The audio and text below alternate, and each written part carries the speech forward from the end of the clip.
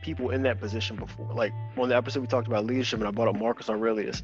He was the freaking Roman emperor. There was no one who could tell him no if he wanted to. He chose to rule alongside his adopted brother, and he regularly sought counsel with the Senate. And so with that, he was taking outside opinions. He was prided as a public servant of the people.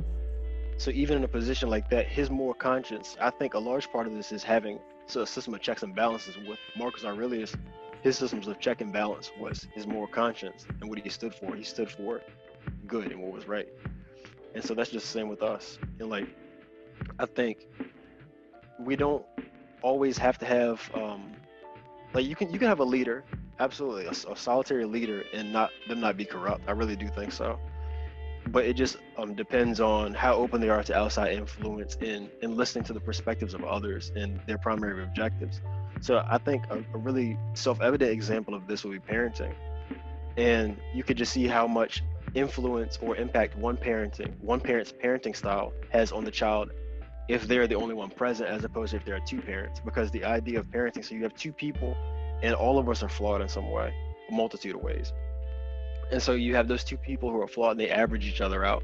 So through the child being raised by both of them, they're learning things and they see things that, okay, this doesn't work from dad. This does work from mom, and they're able to adopt both of those strategies. So they're less likely to be skewed in one direction or the other. And so that's the same thing that comes to leaders and corruption is like, if they're brought up with, or they're around outside perspectives and take those into consideration, then they're more likely to have they're more level-headed. As opposed to if you're just in an echo chamber with a bunch of yes men telling you that you could do this, you could do that, yes my lord, this. And I mean, it can spiral out of control pretty quickly.